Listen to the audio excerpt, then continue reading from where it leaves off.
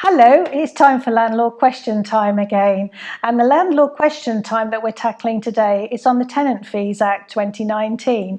And the question I have for you now, you've already touched on it on an earlier question when we were talking about deposits, is the holding deposit. Yes. So what can be charged for a holding deposit, and how do we not confuse it with the security or the tenancy deposit? Okay, so the holding deposit is optional. Landlords and letting agents don't actually have to take a holding deposit if they don't want to, because if you do take it, there is, in part of this new piece of legislation, a reasonable amount of compliance that has to be followed should you take a holding deposit. And the holding deposit is generally there to reserve the property in preparation for going through the references and before you get to move in. And that is capped at 1 week's rent. That's the maximum a landlord or a letting agent can charge.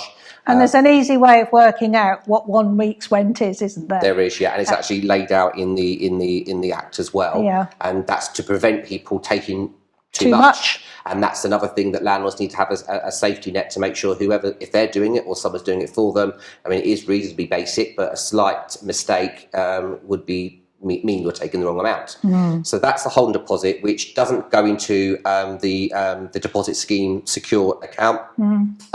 The security deposit is something different, and that is capped at 5 weeks, whether it's furnished or unfurnished, or up to £50,000 rent per annum. If the rent's over £50,000, it's 6 weeks. So there are two very differences. It doesn't help they've both got the word deposit in them, because you know, the holding deposit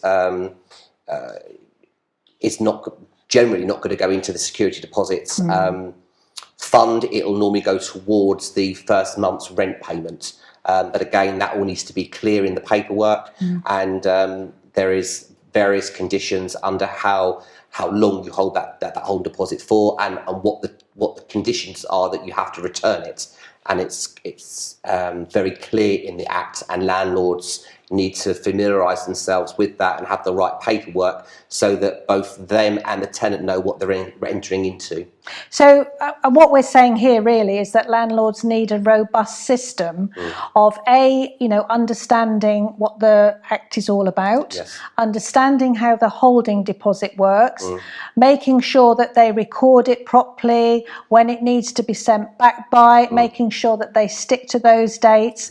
I mean, as agents, we have our own software, don't we, to deal with all of this. So we have reminders that we need to do A, B or C. But if landlords up till now have been, perhaps not quite so thorough with their paperwork, this is a wake-up call to say, you've really got to get a system in place now. You need to know when you receive that money, when it's got to be returned by, which bank account it's got to go back into. So it's actually quite a huge burden for landlords. It is, yeah, because as you say, this is our job, this is our profession. So we do it every day, and we have systems in place. Some landlords are doing it, managing it themselves, but also have another full-time job. So they really do need to be on their guard and have a really good system in place to ensure that they don't fall foul of any of the pieces of legislation. Okay.